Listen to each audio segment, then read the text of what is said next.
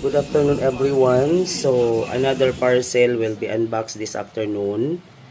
And this is coming from Batangas. This is coming from Batangas. So bago natin buksan, I will invite you to subscribe my channel and hit the notification bell so that if I have new videos relating to growing and cultivating orchids, you will always be updated.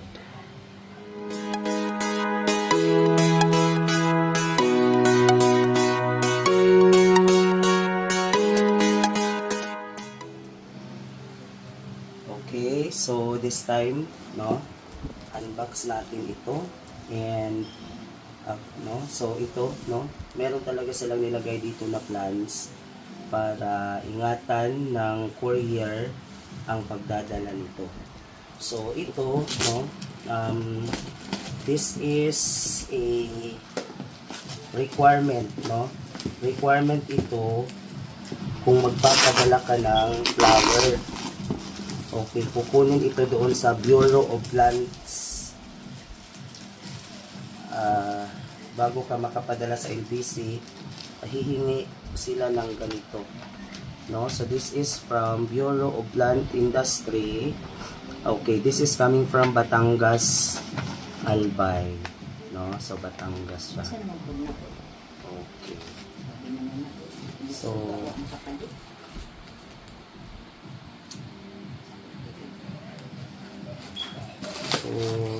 this is a Dendrobium.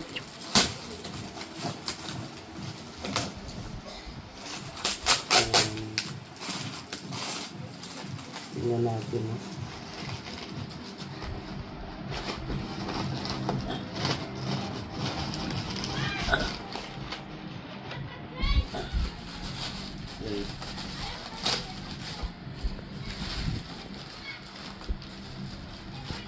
Medyo dinikit nila ng mabuti para maingatan yung orchids. Yan.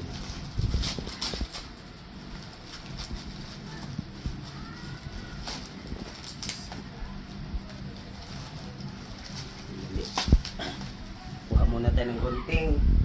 Yan.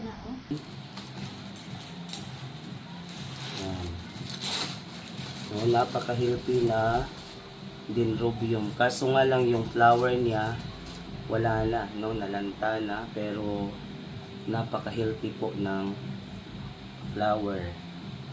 Okay. So another one.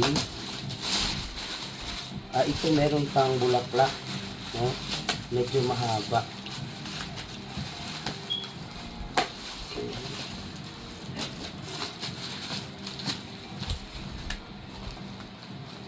So talagang nilagyan nila ng scotch tape ng mabuti para hindi ito aalog sa biyahe.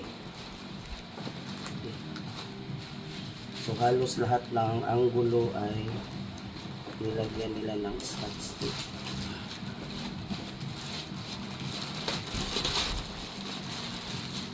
Yan.